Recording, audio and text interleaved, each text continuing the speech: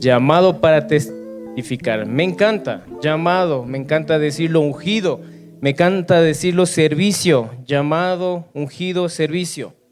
Somos ungidos. ¿Qué es ser ungido? Conferir a una persona un cargo o una dignidad. Te dan un cargo, una dignidad, una responsabilidad, etc. Servir. ¿Qué es servir? Ser útil. ¿Qué es servir? Entonces tenemos que ser útiles. Útiles para el reino del Señor. Es un propósito determinado para un fin. ¿Sí? Vamos a iniciar como introducción. Tenemos Hechos 10:9. Los que toman apuntes, por favor. El resto, abramos nuestra Biblia física. Sí, nuestro pastor nos ha animado que traigamos una Biblia física. Los que no, vamos con la digital. Hechos 10:9, la visión de Pedro. Al día siguiente, mientras ellos iban de camino y se acercaban a la ciudad, Pedro subió a la azotea a orar. Era casi el mediodía. Sintió hambre y quiso algo de comer. Mientras le preparaban la comida, tuvo una visión.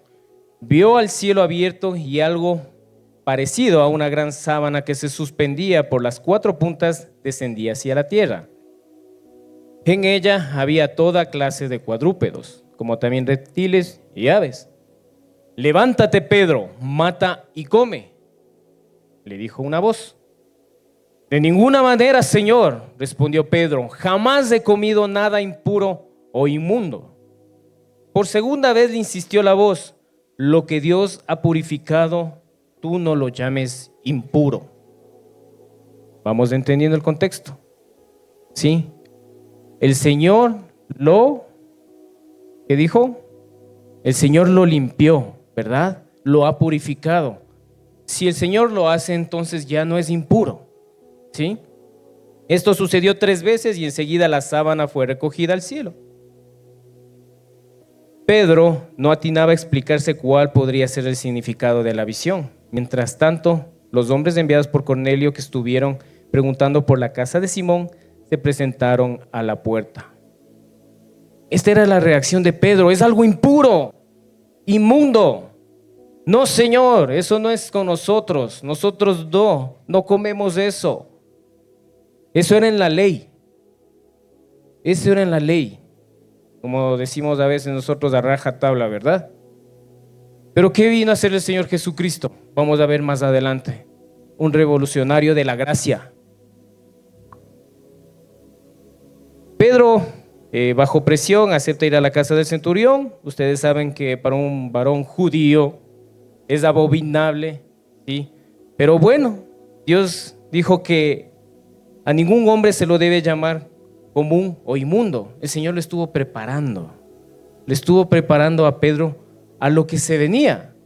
Sí, porque una cosa es hablar con alguien que de pronto tenemos el mismo sentir, el mismo pensar, estamos bien, ¿no?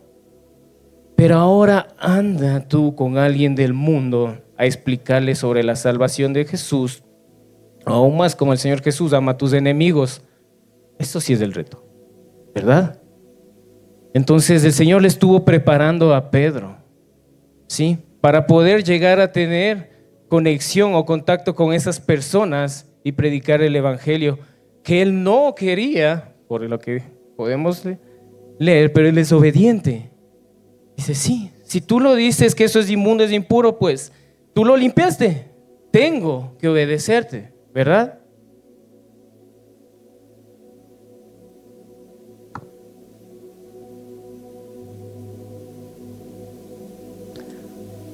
Ahora vamos.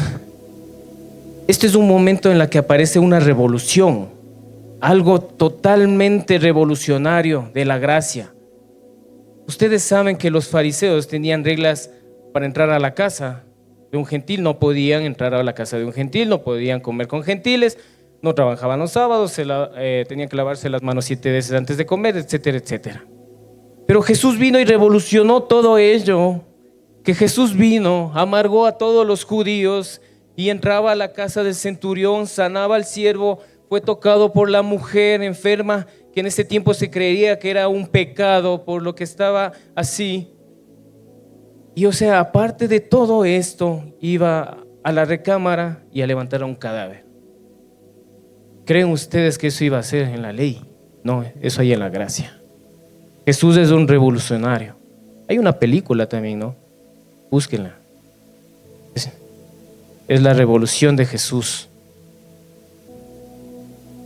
Jesús, ¿por qué revolucionó también a todo? Porque dio un ministerio a los inmundos, a los impuros. Los llamó y los dio un ministerio. ¿Creen ustedes ello? En la ley, no, judíos. Pero Jesucristo vino, no. Yo vine por los inmundos, por los pecadores, por los impuros. Comisionó, ungió a esas personas, a los ungidos menos pensados, a los gentiles, a los pecadores. Les voy a hablar de 3 personas pecadoras, inmundas, que si nos vamos a la ley no tenían salvación. No. Iban de directo al Seol. Cuando el Señor toca a los inmundos, no solo los toca, los limpia, sino les da un ministerio.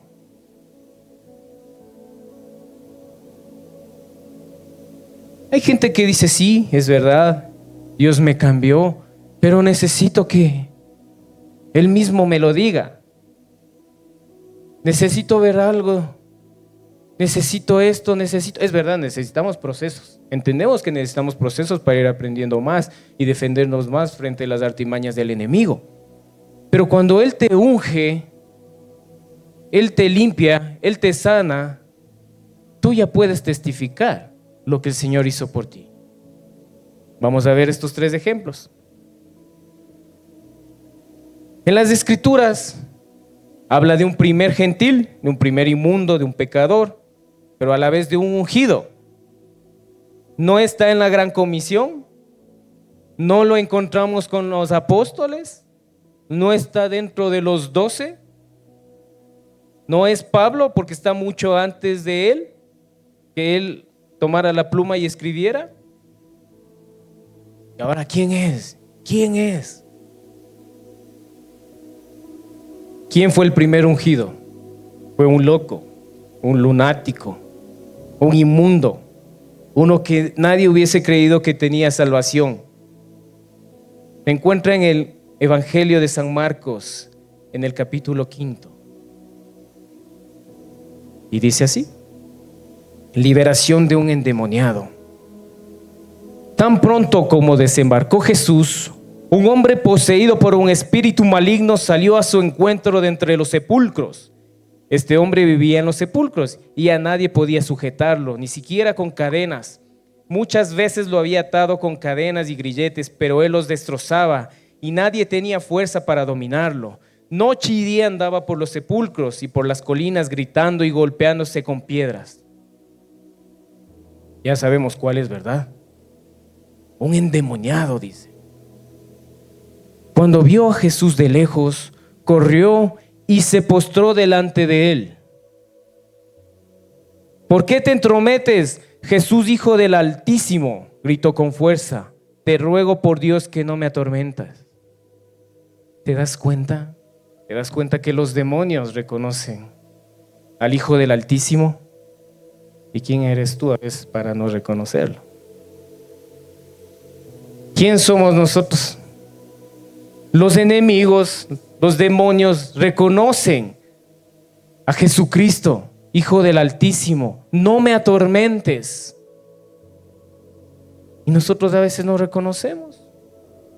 No nos acordamos de Él. Vivimos con nuestras fuerzas. Mi yo, yo hice esto, yo hice este otro yo. Y no reconocemos a Jesucristo.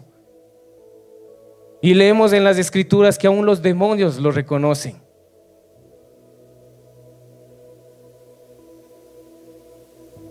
Es que Jesús le había dicho: sal de este hombre, espíritu maligno. ¿Cómo te llamas?, le preguntó Jesús. Me llamo Legión, respondió, porque somos muchos.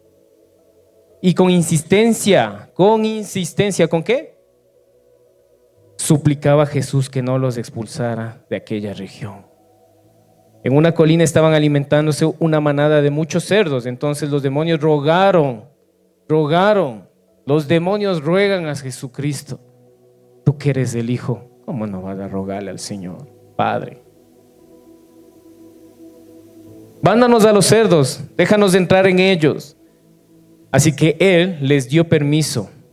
Cuando los espíritus malignos salieron del hombre, entraron en los cerdos, que eran unos 2000. Entonces la manada se precipitó al lago por el despeñadero y allí se ahogaron.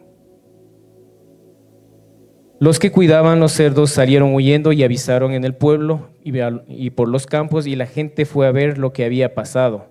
Llegaron a donde estaba Jesús y viéndolo, y vieron al que había estado poseído por la legión de demonios sentado, vestido y en sano juicio. Tuvieron miedo. Los que habían presenciado estas cosas contaron a la gente que había sucedido con el endemoniado y con los cerdos. Miren cómo comenzó su ministerio. Él aún no decía nada. Que dice, el pueblo vio lo que le pasó. Por eso eres llamado para testificar, porque tu testimonio arrasa, tu cambio arrasa, aún sin decir una sola palabra. El cambio de haber visto a un endemoniado y ahora verle visto en sano juicio, sentado, bien vestido, bañado, hecho un corte de pelo.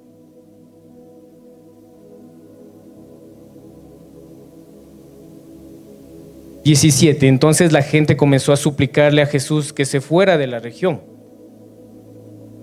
O sea, me están diciendo la verdad. Entonces la gente suplicó, Jesús, ándate. O sea, vienes, haces un milagro enorme, algo que nadie podía hacerlo, y encima la gente le dice, ándate de aquí. Le expulsan. ¿Cómo? ¿Por qué?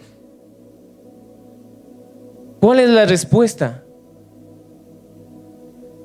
Porque la gente prefiere a veces la religión y la ley cuando les conviene antes que la libertad y la gracia. Porque preferimos la ley cuando nos conviene y utilizamos a veces la gracia también cuando nos conviene, ¿verdad?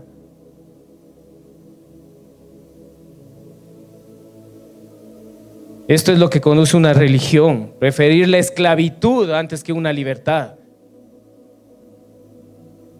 Claro, hay gente que pone pretextos, ¿verdad? Como le dije, no puedo yo ungir, si es que nos llevamos ataduras que tenemos, no puedo ungir a una persona que sea menos que mí, no, pues yo soy más porque tengo más años en el Señor, o etcétera, etcétera. No, o yo necesito estar en el Señor, conocer más. No, el Señor ya te cambió, es tu antes y tu después.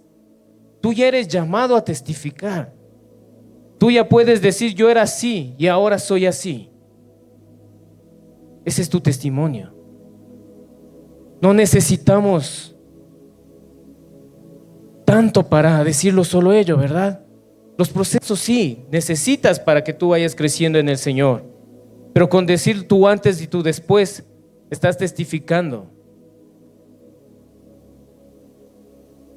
Mientras subía Jesús a la barca, el que había estado endemoniado rogaba que le permitiera acompañarlo.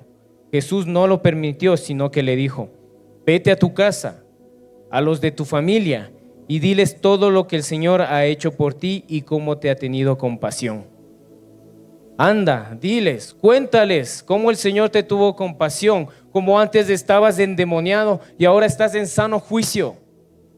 Cuéntales por qué tú antes tomabas, fumabas, hacías cosas malas en el mundo y ahora no. Vienes de acá, quieres escuchar la palabra de Dios, no hablas ya malas palabras. Antes eras un fornicario, antes eras un adúltero, ahora ya no lo eres. Cuenta, le dice, anda, ve.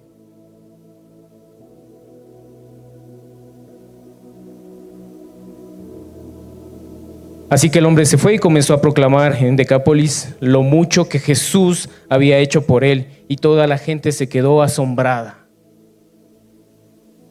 Un ungido, sin entrenamiento, aún no tenía enseñanza, sabía que Jesús era temido de los demonios, sacó los demonios, no tenía doctrina, no tenía una célula, no tenía algo, no tenía nada. Simplemente fue y dijo, anda, di lo que el Señor ha hecho por ti. Punto. ¿Qué excusa ponemos nosotros para no decir lo que el Señor está cambiando en nosotros?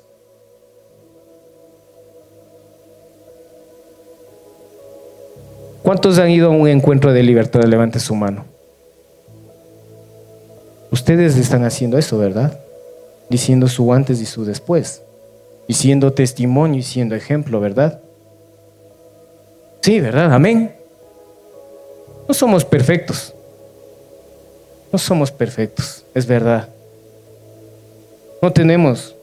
Ven mis manos, no hay los huecos, no. No morimos. No morí yo por ustedes en la cruz. Pero sí voy a la cruz y al que murió por mí. Y tengo que decirlo, Él me cambió.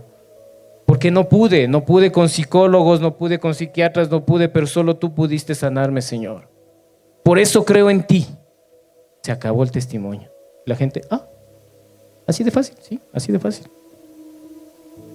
Todos los que fueron a encuentro tienen que hacerlo. Y los que no, vayan. Conozcan el amor del Señor, cómo Él los va a liberar, cómo Él les va a ungir, cómo Él les va a dar su ministerio.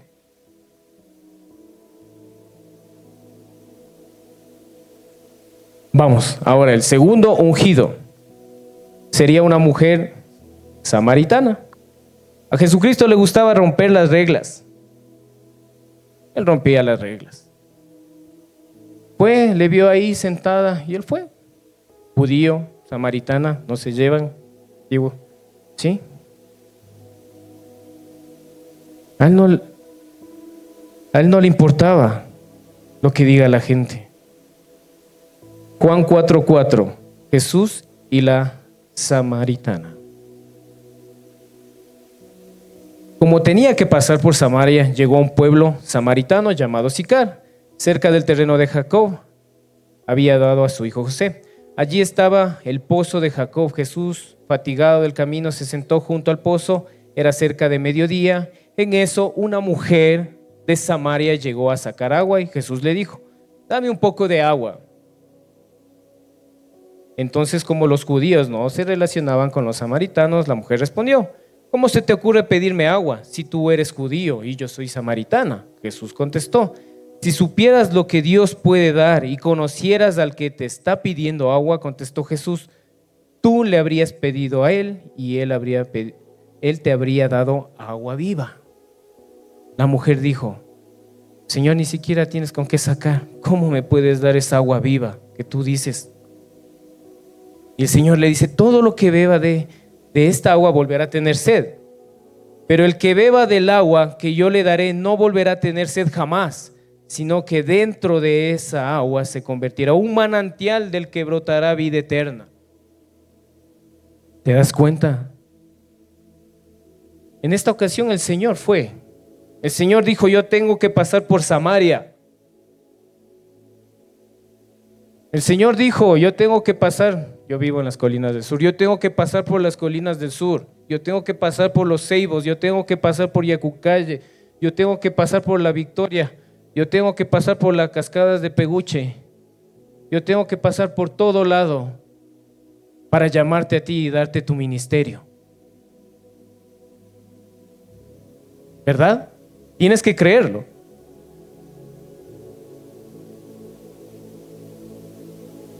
Señor, dijo la mujer, dame de esa agua. Entonces tú, ¿qué tienes que hacer? Señor, dame de esa agua. Yo necesito de esa agua para que no vuelva a tener sed ni siga viniendo aquí a sacarla. Entonces el Señor le dice, ve a llamar a tu esposo y vuelve acá. No tengo esposo, respondió ella. Y Jesús le dijo, bien has dicho que no tienes esposo.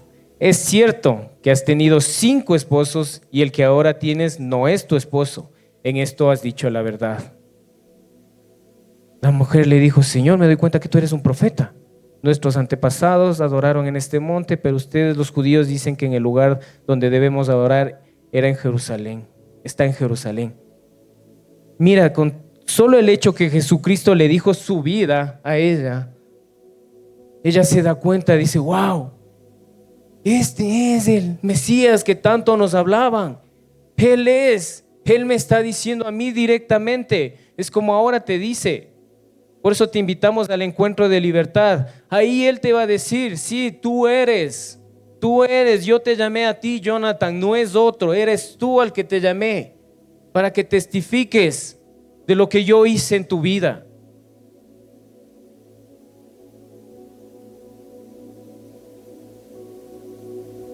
Sé que viene el Mesías, dice, al que llaman el Cristo, respondió la mujer. Cuando Él venga, nos explicará todas las cosas. Ese soy yo, le dice. El que habla contigo, le dijo Jesús. Los discípulos volvieron a reunirse.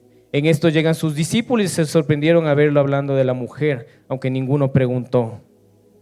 Más adelante dice, la mujer dejó su cántaro, volvió al pueblo y decía a la gente, hey, conocí al que me dijo toda mi vida anterior. Él me dijo que es el Mesías y yo le creo. Quiero entender que ella limpió todo, porque no dice algo más, no explica algo más las Escrituras. Quiero entender que ella dejó su vida recta y continuó siguiendo al Señor, como nosotros tenemos que hacerlo. A nosotros ya nos llamó, nos limpió. Ahora tienes que tú testificar y hablar, ¿verdad? Ahora les voy a hablar del tercero. Para eso tenemos que dirigirnos. Todos tienen su Biblia, ¿verdad? Física o digital, ¿verdad? Todos tenemos, ¿sí?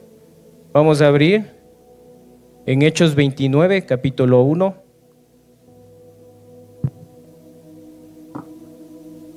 Miren, yo tengo mi Biblia también. Vamos a abrir Hechos 29, capítulo 1. Voy a esperar que todos tengan, me avisan, me dicen amén cuando ya encuentren. ¿Qué pasó? ¿O me equivoqué? ¿O se equivocaron? No hay Hechos 29. Yo sí tengo. Yo les voy a leer. Dice Hechos 29, capítulo 1. Y aconteció que nació en Ibarra en 1985, un diciembre, el 10 de diciembre, el niño más hermoso de la tierra, dice. ¿Por qué se ríe?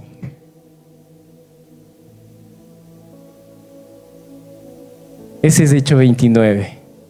Ese es su libro. Eso es lo que ustedes van a escribir al Señor. ¿Qué vas a escribir tú al Señor? Yo te voy a conversar. Voy a abrir mi corazón y te voy a conversar mi vida. Desde que le conocí al Señor. Y seguimos con las escrituras mías.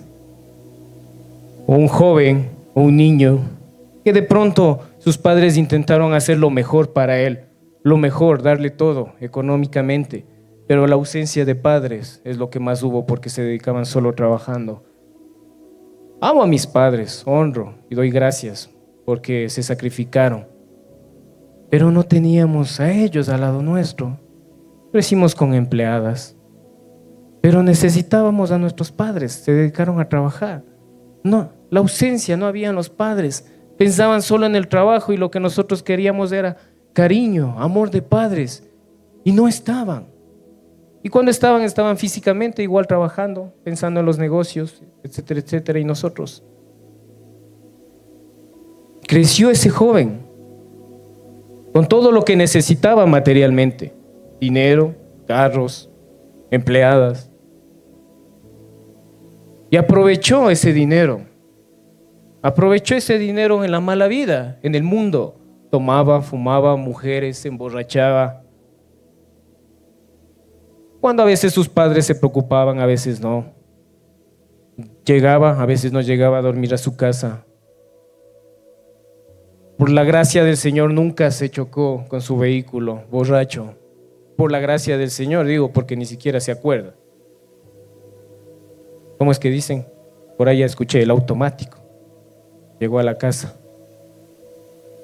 Y así creció, con ausencia, con falta. sin darse cuenta, con el dolor, sin darse cuenta. Se enfocó en tener mujeres, en darse su vida, pero con esa ausencia, con ese dolor. Así creció. No hubo una guía que se necesitaba. Poco a poco fue desencadenándose, fue profundo y profundo en el pecado. Después se sintió solo. Después quiso suicidarse. Pensó que no valía la pena su vida. Se menospreció, se creyó una basura. Se creyó que no podía. Tartamudeaba, no podía pararse al frente de un escenario y hablar. Era incapaz de hacer algo de ello. Ese era él. Cuando necesitaba, comenzó a depender de cosas materiales, comenzó a depender de gente que solo le hacía daño. Su lema era sexo, drogas y rock and roll. Me gusta el rock and roll. Por eso, si me ven en la ola, disculparán nomás. Así creció. Así dicen las escrituras de él. Y cuando creyó que no había salvación, creyó que iba a tener una vida común como la del mundo, porque todos tienen así, no era diferente. Todos sufrían lo mismo. Vino una persona y le habló sobre ese gran yo soy, sobre un padre que le amaba sobre todas las cosas, sobre un padre que le cuidaba, sobre un padre que le tenía una salvación.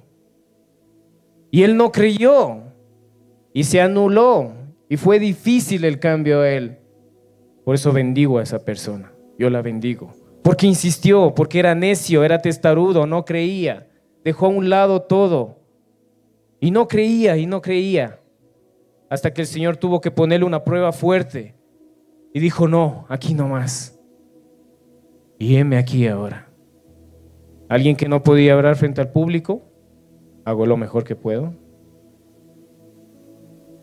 Alguien cohibido, alguien pecador, alguien que no se creía que podía hacerlo, alguien inmundo como el gadareno, inmundo, pecador, que dijo: no hay salvación para él, le espera el Seol, le espera la muerte. Heme aquí. Ese es el primer testimonio mío llamado, porque hay un segundo. El segundo es que el Señor me salvó de haber terminado con mi matrimonio. El Señor me salvó, recuperó mi matrimonio, porque me perdí un tiempo por ahí. Me fui, cometí pecado, adulteré y me perdí. No me importaba nada, no me importaba mis hijos, mis hijas, no me importaban, no me importaba mi esposa. Primer servicio dije, no le amaba. Ahora me dijo que no le diga así. Amo. Y la amaba aún, pero no entendía. Pensaba que no la quería, pensaba que... Dije, no, aquí tengo una nueva vida, esta es mejor. Y estuve destruyendo mi matrimonio. Quise salirme por la vía cobarde, por la salida fácil y perder a mi familia. Pero lo que el Señor llamó y ungió, lo vuelve a llamar. No me dejó caer, no me dejó irme. Me llamó una vez más. Mi esposa comenzó yéndose al encuentro, cambió, se postró, oró. Yo fui primero a Legendarios. Antes de ello, mi esposa, nos peleamos con mi esposa. El día antes de irme a las 11 de la noche, preparando la maleta, porque así es el enemigo, te va a estar golpeando hasta el último para cerrarte la boca y que tú no tengas la bendición. Y dejé, ahí se queda todo, no vale la pena. Pero no, pues dije, la plata, ñaño, la plata ya está ahí si no pierdes. Entonces dije, no, pues ya está pagado, pues voy a ir, o sea, ya está, voy de paseo siquiera. Cogí la maleta rápido, fui. Y caminé hacia el Señor. Y no les puedo abrir un poco más de ahí porque si no voy a llorar y no voy a poder decir todo lo que tengo que decir. Cuando llegué allá el Señor me trató, el Señor me golpeó, destrozó mi corazón de una vez, dijo, esto no hay, esto no hay cura, yo tengo que destrozarlo, no hay cómo remendarlo, tengo que destruirlo, a ver, como rompecabezas, vamos a armarlo pasito a pasito, paso a paso, voy armándote y paso a paso, día a día, en el track o en el top que se llama ahora, el Señor me iba cambiando. Y lágrima va, lágrima viene. Lágrima va, hecho charco estábamos ahí. Y el Señor me golpeó. Dijo, tú eres un valiente, tú eres un elegido, tú eres cabeza de hogar, tú eres sacerdote. Yo te llamé desde el vientre de tu madre. Yo te elegí. ¿Y qué estás haciendo? ¿Y cómo creen que regresé de allá? Arrodillado, dice mi esposa, dice. Yo no me acuerdo. Justo esa parte no me acuerdo. A pedirle perdón y disculpas. Y a construir una nueva familia. Por eso es la importancia. Y por eso es que insistimos, varón, que tú tienes que ir a un encuentro y tienes que ir a un top. No es por nada, porque eso cambió mi vida y cambió la vida de mi esposa cuando fue al encuentro. Después ya fui al encuentro yo, nos restauramos, comenzamos a enamorarnos una vez más. Comencé a perdonarle a mi esposa todo lo que me hizo. Como ustedes sabrán, tampoco es que es de ella también, es de dos, ¿no es cierto? Pero más de ella que yo, eso siempre le digo. No somos perfectos. Como les digo, no tenemos los huecos en las manos. No somos perfectos. Sigo orando por ella para que el Señor le transforme. Y eso será hasta el último día que esté aquí, me parece. Sigo clamando, ayunando al Señor, transfórmala a mi esposa. Y heme aquí, a una persona que no podía pararse en público, que tenía miedo. Ese estuvo, mi Hechos 29. Ahora, ¿cuál es el tuyo? ¿Qué estás construyendo? ¿Ya fuiste a encuentro? ¿Fuiste al top? ¿Qué estás construyendo? ¿Fuiste llamado? ¿Estás sirviendo? ¿Aún no vas a encuentro? ¿Qué estamos esperando? Yo vine de allá deseoso, quiero servirte, Señor. Volví al primer amor. Quiero alimentarme de ti, dame más de ti, Señor. Quiero conocerte más, dame más de esa agua viva. Decía, quiero más. Y aquí estamos. Sí, con tropezones, con caídas, pero nos levantamos. Reconocemos una vez más que el Señor nos va a limpiar, pero no nos alejamos, no salimos corriendo por la primera puerta. No hacemos la fácil, a pesar que el enemigo sí está ahí, ¿verdad? Porque el enemigo, cuando tú comienzas a ir, a veces nos dicen, ¿verdad? Tengo la respuesta para ello. ¿Por qué si regresé del encuentro del top? Ahorita está más duro eso. ¿Sabes por qué? Porque mientras tú estabas en el mundo, tú estás perdido.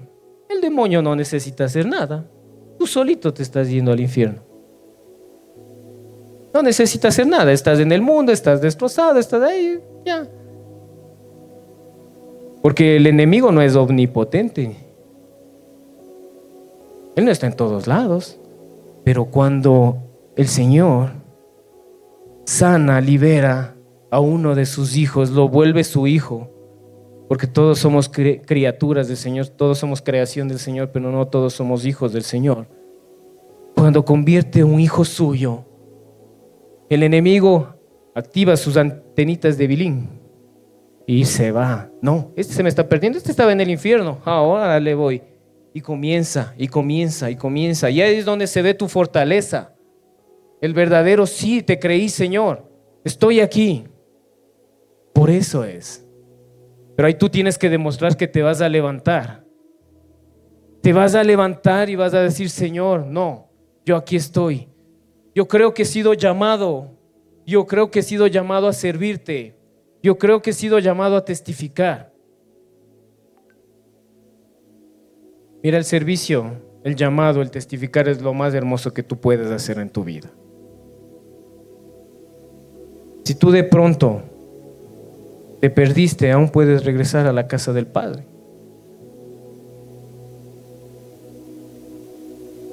Yo quiero que tú te pongas de pie.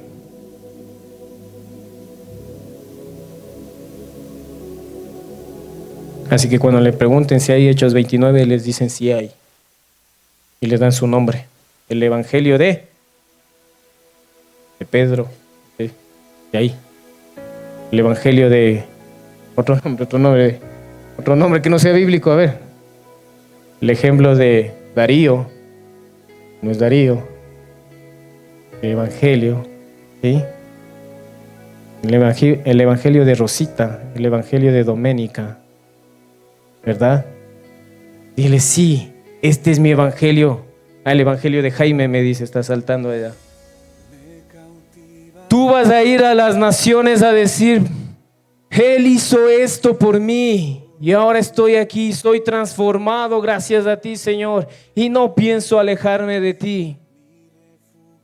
Si tú quieres, aceptas el llamado, o de pronto caíste y nuevamente quieres ese llamado, quieres que el Señor te unja nuevamente en su presencia, te invito a que tú te acerques acá y reconozcas eso con el Señor. Vamos, ven, no tengas miedo. Acércate que vamos a orar por mí, por ti. Vamos a permitir que el Señor haga su obra en ti.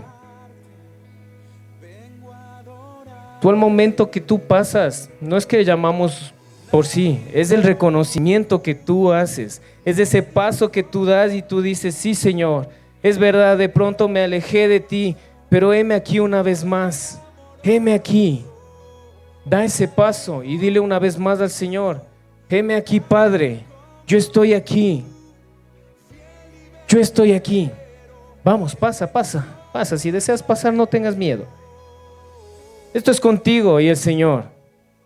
Esto es contigo y el Señor, no es nadie más. Vamos, los líderes que me ayudan, vamos a ministrar a las personas. Vamos a ministrar a las personas que tienen su llamado, que han dicho, heme aquí, Señor, yo estoy aquí una vez más, Señor, háblame, Padre, heme aquí, Señor. Heme aquí.